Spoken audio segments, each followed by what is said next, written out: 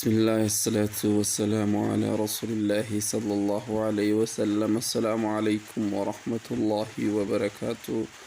خبجمتوتا دعوتوتا خينيا يا أبلي سخيا غاري أتسي أبلي تيتي غاري أرى أمسك باباتكم إن شاء الله. واي كورونا تيفي واي ركوب كورونا خني لالتسي نمني خينيا مالي جرا مال قرا جرنا في أتيو مال قرا جرا obboleettii xiyya gaarii atas maal godhu jirta gamadiin keessatti maal jajjabaatti godhu jirta kana irratti ilaalchisee bifa gabaabaa tokkoon janaazaa akkaataa kana sirratti salaannee awwaalamuuf waan deemtuuf anaa fi ati maal goonuu qabnaa waan jedhu irratti inshaallah bifa gabaabaa tokkoon waliin qabanne waliin haa daawwannu. Daawwannaan keenya har'aan tanaa kunoo akkuma asirratti ilaalamutti reefki ilma namaa obboleessa kiyya gaarii mi obboleettii obboleettii xiyya gaarii reefki ilma namaa yeroo ammaan tan ibiddaan gubamu keessa geenyee jirra. Yeroo manni daabboo guutu daabboo dhiiseen ilma namaa gubuu keessa jirra. Innaa lillaahi wa innaa ilayhi raaji'uun. Yeroonii fi reefka namaa kun akkanatti allayya darban keessa jirra. Innaa lillaahi wa innaa ilayhi raaji'uun. Yeroonii fi obboleessa akkanatti mana daabboo darbee gubuu keessa jirra. Innaa lillaahi wa innaa ilayhi raaji'uun.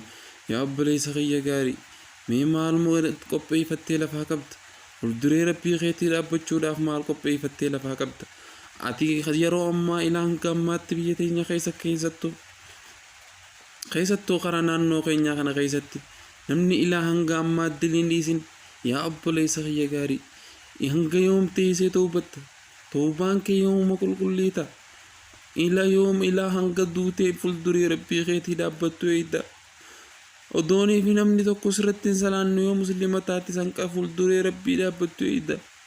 Yaa obboleessa kiyya gaarii yaa obboleettii kiyya gaarii dhukkubni kun haala kanaan nama awwaalaa jiran. Awwaalchi akkanaa kana mee naafi atti keessatti maal godhu jirra? Bifuma kanaan awwaalamuu kiyyaa fi keetu sirritti beeki ilaali. Bifa janaazaan namaa kunutti qollee kabajaan qabne keessatti awwaalamu jira. Yaa obboleeyyan kiyya gaarii bifa harka namni sutuqee akkanatti kunoo dhiqatu keessa jirra. Dhiqannallee miti kunoo oksijiinii dhawaa meeqaan firraa dirgan keessa jirra. Bifa makiinaan reefka kee fuuteef makiinaa guddaadhaan fuudhamtee awwaalamtu keessa jirra. Yaa obboleessa kiyya gaarii atis yaa obboleettii kiyya gaarii mee walumaan gara toobaa rabbii haa deebinu. ركمني غن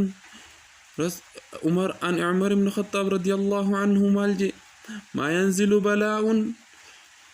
بلاء تكواهم بوتو يوني في علمنا ما خن تلي أكان وجت ملي يوني بلان تنما سوام فودمتو يوني في علمنا ما أكرته بربي أكان ددي بملي نافي أتقامته بربي خيست مالجر ركمني غن قويان guyyaa kan finfinne jira jan guyyaa kan dirree dhoo jira jan borunaa fi atis kun harar jira ja'anii nutti himuu malan.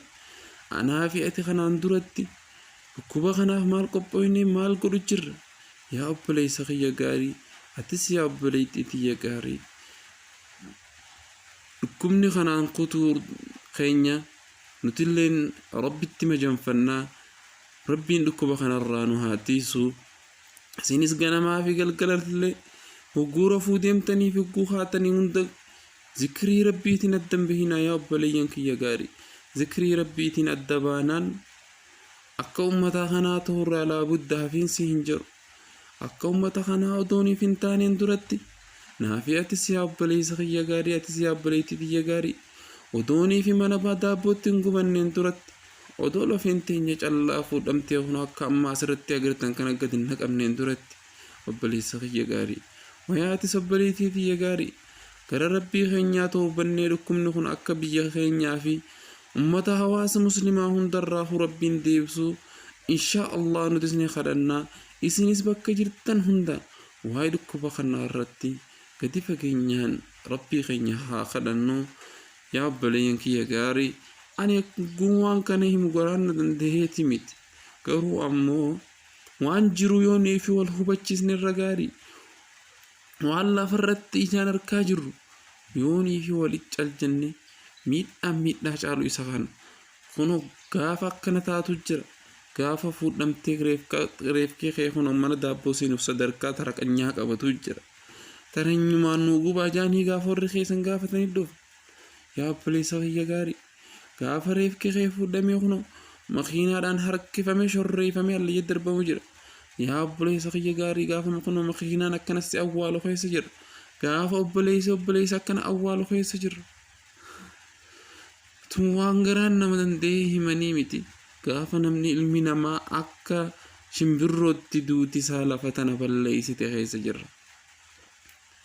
Atis yaa obboleessa kiyya gaarii yaa obboleettii kiyya gaarii awwaalcha akka ammaan tanaa asirratti argitanii kana rabbi najaa nu haa baasu. Rajaa rabbi nu haa baasu. Nama hundaa oduu akkanarra rabbi nu haa of galchu jennaa jecha ani asuma irrattiin xumuraa isinis hamma afee kanaas daawwachaatuma daawwannaa keessan fixaa inshaa Allah guyyaa birootis sagantaa kanaa fi kan kana fakkaatuun inshaa Allah qabandeetiin isinii dhiyaaddaa. والسلام عليكم ورحمة الله وبركاته. ولا صلاة جنازة ولا حتى نظرة وداع أخيرة.